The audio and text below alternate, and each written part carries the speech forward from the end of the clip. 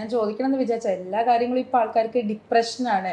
ചെറിയ ഒരാള് തുറച്ചു നോക്കി അത് പിന്നെ ഡിപ്രഷനായി, വീട്ടിൽ അമ്മ വഴക്ക് പറഞ്ഞു അത് ഡിപ്രഷനാണ്, ഓഫീസിൽ ചെറിയൊരു വർക്ക് തന്നു അതൊരു ഡിപ്രഷനാണ്. എല്ലാ കാര്യങ്ങളും ഡിപ്രഷനാണല്ലോ. ശരിക്കും പറഞ്ഞു കഴിഞ്ഞാൽ എല്ലാ കാര്യങ്ങളും അങ്ങനെ ഡിപ്രഷൻ അല്ല. എല്ലാ കാര്യം, അതായത് ഇതൊക്കെ അതായത് ചെറിയ കാര്യം പോലും സമ്മർദ്ദം വലിയൊരു സ്ട്രെസ്സായിട്ടാണ് കണക്കാക്കുന്നത്. ടീച്ചറൊന്ന് വഴക്ക് പറഞ്ഞു സഹിക്കാൻ വയ്യ, അമ്മയൊന്ന് വഴക്ക് പറഞ്ഞു സഹിക്കാൻ വയ്യ, അല്ലെങ്കിൽ മൊബൈൽ ഫോണൊന്ന് മാറ്റി വെച്ചു ഉടനെ മോളിൽ നിന്ന് ചാടും. അല്ലെങ്കിൽ എന്തെങ്കിലും അത് ചെയ്യണ്ടെന്ന് പറഞ്ഞു അമ്മയുടെ ഷോളെടുത്ത് തൂങ്ങാൻ കയറും. ഒരു നോയും കുട്ടികൾക്ക് ഇപ്പോൾ ടേക്കപ്പ് ചെയ്യാൻ വയ്യ. അങ്ങനെയുള്ള, അതായത് എന്തുകൊണ്ടാണ്? കൊച്ചിലെ മുതലേ നോ പറഞ്ഞു കൊടുത്തിട്ടില്ല. സ്നേക്ക് ആൻഡ് ലാഡർ കളിക്കുമ്പോൾ പോലും തോറ്റു കൊടുക്കും, അല്ലെങ്കിൽ ചെസ്സ് കളിക്കുമ്പോഴും എല്ലാം തോറ്റു കൊടുക്കും. എന്തിനാ? കുട്ടിയുടെ മുഖം, അവൻ ജയിക്കുന്ന മുഖം കാണുമ്പോൾ ആ ചിരി കണ്ടൊന്ന് സന്തോഷിക്കാൻ. പക്ഷേ അവൻ ഈ എല്ലാം ജയിച്ച് ശീലിച്ചിട്ട് പിന്നീട് ഒരു നോയോ ഒരു തോൽവിയോ വരുമ്പോൾ അവനെടുക്കാൻ പറ്റത്തില്ല. അപ്പോൾ ആരാണ് ആ കുട്ടി അങ്ങനെ ട്രെയിൻ ചെയ്യിപ്പിച്ചത്?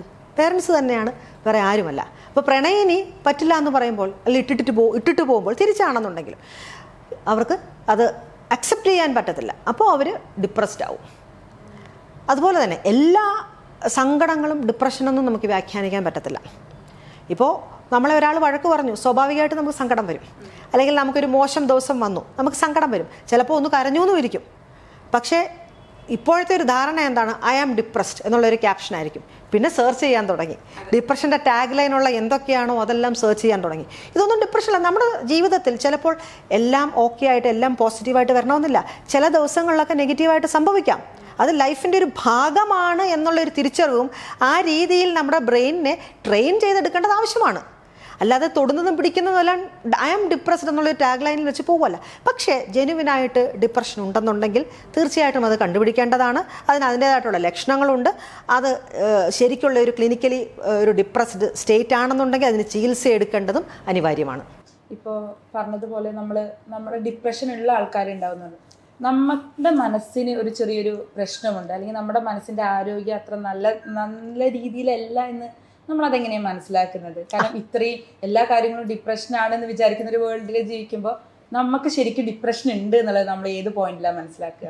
ഒരു വ്യക്തിക്ക് വിഷാദരോഗം അഥവാ ഡിപ്രഷൻ ഉണ്ടെന്നുണ്ടെങ്കിൽ തീവ്രമായ ദുഃഖഭാവം ഒരു കുറഞ്ഞത് 2 ആഴ്ച ഉണ്ടാവണം. അതിതീവ്രമായിട്ടുള്ളൊരു ദുഃഖഭാവം, അത് തന്നെയല്ല ഒന്നും ചെയ്യാൻ താല്പര്യമില്ലായ്മ, അമിത ക്ഷീണം. ഇതാണ് ഏറ്റവും പ്രധാനപ്പെട്ട ക്രൈറ്റീരിയ എന്ന് പറയുന്നത്. പിന്നെ അതിനോടനുബന്ധിച്ച് തന്നെ ഉറക്കമില്ലായ്മ വരാം, ചിലപ്പോൾ അമിത ഉറക്കം വരാം, വിശപ്പില്ലായ്മ വരാം, അമിത വിശപ്പ് വരാം, ലൈംഗിക കാര്യങ്ങളിൽ താല്പര്യമില്ലായ്മ വരാം, എന്നെ കൊണ്ടൊരു പ്രയോജനമില്ല, ഭാവിയെക്കുറിച്ചൊരു പ്രത്യാശയില്ലാതെ വരിക, ഞാൻ എല്ലാവർക്കും ഒരു ഭാരമാണ്, ഐ എം നോട്ട് വർത്തി എന്നുള്ളൊരു ചിന്ത, ഞാൻ ഒന്നിനും യോഗ്യനല്ല എന്നുള്ള ചിന്ത, പണ്ട് എന്തെങ്കിലും ചെറിയ തെറ്റ് വന്നതുപോലും വലിയ കുറ്റബോധമായിട്ട് തോന്നുക, ഇങ്ങനെ ജീവിച്ചിട്ട് അർത്ഥമില്ല, ഞാൻ ഭൂമിക്ക് തന്നെ ഒരു ഭാരമാണ്, എന്നാൽ പിന്നെ ജീവൻ എടുക്കുന്നതായിരിക്കും നല്ലത്, എന്നാൽ പിന്നെ മരിച്ചു കളയാം, എന്നാൽ മരണത്തെക്കുറിച്ച് ചിന്തിക്കുന്നു, അപ്പോൾ ആ തരത്തിൽ ഒരു ആത്മഹത്യയെക്കുറിച്ച് ചിന്തിക്കുന്നു. ഇതൊക്കെ വിഷാദരോഗത്തിൻ്റെ ലക്ഷണങ്ങൾ തന്നെയാണ്. പിന്നെ ഒരു വ്യക്തിക്ക് മനസ്സിന് പ്രശ്നമുണ്ടോ? അതായത് മനസ്സ് എന്ന് പറയുന്നത് ശരീരത്തിൻ്റെ ഭാഗം തന്നെയാണ്. തലച്ചോറാണ് സത്യത്തിൽ മനസ്സ്. അല്ലാതെ മനസ്സ് പലപ്പോൾ മനസ്സിന് വേദന എടുക്കുന്നതുകൊണ്ട് നമ്മളിങ്ങനെ ചേർത്ത് പിടിക്കും, ഇവിടെയല്ല, ഇത് ഹൃദയമാണ് ഇവിടെ ഇരിക്കുന്നത്, അല്ലെങ്കിൽ ശ്വാസകോശമാണ് ഇരിക്കുന്നത്. മനസ്സെന്ന് പറയുന്നത് തലച്ചോറാണ്. അപ്പോൾ എന്തെങ്കിലും ഒരു തരത്തിലുള്ളൊരു മനോരോഗ പ്രശ്നം അല്ലെങ്കിൽ മാനസികാരോഗ്യം ഓക്കെ അല്ലെങ്കിൽ നമ്മുടെ ഉറക്കത്തിനെ അത് ബാധിക്കാം. കൂടുതൽ അമിത ഉറക്കക്കുറവ്, അല്ലെങ്കിൽ അമിതമായിട്ട് ആഹാരം കുറച്ചെടുക്കുക, നമ്മുടെ ഫങ്ഷനിങ് ലെവലിനെ ബാധിക്കുക. പണ്ടത്തെ പോലെ ഉത്സാഹത്തോടെ ജോലി ചെയ്യാൻ പറ്റാതെ വരിക, ഓക്യുപ്പേഷനലി നമുക്ക് ഡിസ്ഫങ്ഷൻ ഉണ്ടാകുക, പേഴ്സണൽ ലൈഫിൽ നമുക്ക് ഡിസ്ഫങ്ഷൻ ഉണ്ടാകുക, നമ്മുടെ കുടുംബത്തിൽ നമ്മുടെ റിലേഷൻഷിപ്പിൽ ഡിസ്ഫങ്ഷൻ ഉണ്ടാകുക, ഇങ്ങനെ നമ്മുടെ സമൂഹത്തിൽ ഡിസ്ഫങ്ഷൻ ഉണ്ടാകുക. അപ്പോൾ ഇതൊക്കെ ഉണ്ടെന്നുണ്ടെങ്കിൽ അത് തന്നെയല്ല നെഗറ്റീവ് തോട്ട്സ്, ഒന്നിനെക്കുറിച്ചും ഒരു ശുഭപ്രതീക്ഷയില്ല, ജീവിക്കേണ്ടെന്ന് തോന്നുക, ലഹരി ഉപയോഗിക്കാനുള്ളൊരു വ്യഗ്രത വരിക, അമിതമായിട്ടുള്ള ഉത്കണ്ഠ വരിക, നമ്മുടെ ദൈനംദിന ജീവിതത്തെ ബാധിക്കത്തക്ക രീതിയിലുള്ള തരത്തിലുള്ള നമ്മുടെ ചിന്തയ്ക്കോ നമ്മുടെ പ്രവൃത്തിക്കോ വ്യതിയാനം വരികയാണെന്നുണ്ടെങ്കിൽ തീർച്ചയായിട്ടും അതൊരു മാനസികാരോഗ്യ പ്രശ്നമാകാൻ സാധ്യതയുണ്ടെന്ന് തിരിച്ചറിയുക. അതിനു വേണ്ടിയിട്ട് ഒരു മനോരോഗ വിദഗ്ധനെ കാണേണ്ടതും ആവശ്യമാണ്. ഇപ്പോൾ ഞാൻ ഇന്നലെ ഒരു ആർട്ടിക്കിൾ വായിച്ചതിൽ അതിലൊരു നമ്മൾ ഓക്കെ അല്ല എന്നുണ്ടെങ്കിൽ നമുക്ക് ഈ 10 കാര്യങ്ങൾ ശ്രദ്ധിച്ചാൽ മതി, അല്ലെങ്കിൽ നമുക്ക് ഈ 10 കാര്യങ്ങളുണ്ടോ, നമ്മൾ അവിടെ തന്നെ ചോദിക്കണം. അതിൽ ഒരെണ്ണമായിരുന്നു ഞാൻ ഒന്നുമല്ല, അല്ലെങ്കിൽ ഇന്ന് ചെയ്യേണ്ട കാര്യങ്ങൾ ഇന്ന് ചെയ്യാതെ നാളത്തേക്ക് മാറ്റി വെക്കാം എന്ന് പറയുന്നത്. അത് ശരിക്കും നമ്മുടെ മാനസികാരോഗ്യത്തിന്റെ പ്രശ്നമാണോ? നമ്മൾ ചെയ്യേണ്ട കാര്യങ്ങൾ നാളത്തേക്ക് മാറ്റി വെക്കാമെന്ന് പറയുന്നത് അത് മാനസികാരോഗ്യ പ്രശ്നം കൊണ്ട് മാത്രമല്ല, മടി ഉണ്ടെങ്കിൽ പോലും നമ്മൾ നാളത്തേക്ക് മാറ്റിവെക്കാറുണ്ട്. മടി പക്ഷേ ചില മാനസികാരോഗ്യ പ്രശ്നങ്ങൾ ഉള്ളവർക്ക് മടി വരാനും സാധ്യതയുണ്ട്, രോഗത്തിൻ്റെ ഭാഗമായിട്ടും വരാറുണ്ട്. പക്ഷെ അതൊന്നും ഇല്ലാതെ തന്നെ ഒരു വ്യക്തിക്ക് മടി വരാം, അല്ലെങ്കിൽ അലസത വരാം. എല്ലാ മടിയും അലസതയും മനോരോഗ പ്രശ്നമല്ല. പിന്നെ ചെക്ക് ലിസ്റ്റിൽ പെട്ടുപോകുന്നവർ കൂടുതലും ഉത്കണ്ഠാകുലരായിരിക്കും. എന്തെങ്കിലും ഉണ്ടെങ്കിൽ ഇത് എനിക്കുമുണ്ടെന്ന് തോന്നുക. ഉദാഹരണത്തിന് ഇപ്പോൾ വയറരിച്ചില്, പുകച്ചില്, അങ്ങനെ എന്തെങ്കിലും ലക്ഷണങ്ങൾ, ഇത് ക്യാൻസറിൻ്റെ ലക്ഷണങ്ങളാകാം എന്ന് പറയുമ്പോൾ ഉത്കണ്ഠ ഉടനെ വരും. അയ്യോ എനിക്കിതൊക്കെ ഉണ്ടല്ലോ, എന്നാൽ ഇനി എനിക്ക് ക്യാൻസർ ആണോ?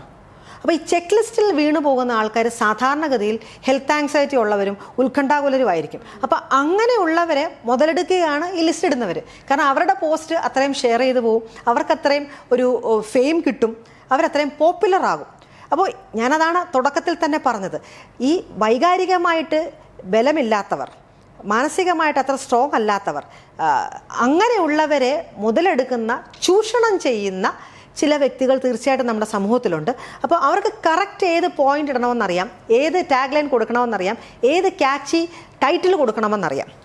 ആ തരത്തിൽ കൊടുത്ത് ഇങ്ങനെയുള്ളവരെ വീണ്ടും ഉത്കണ്ഠാകുലരാക്കും, വീണ്ടും അവരുടെ അടുത്ത് തന്നെയൊക്കെ ഹെൽപ്പ് സീക്കിങ് നിലയിൽ വരത്തക്ക രീതിയിൽ അവരതിനെ ആക്കി തീർക്കുകയും ചെയ്യും. അതുകൊണ്ട് ചെക്ക് ലിസ്റ്റ് എല്ലായ്പ്പോഴും അത് തന്നെ ആകണമെന്നില്ല.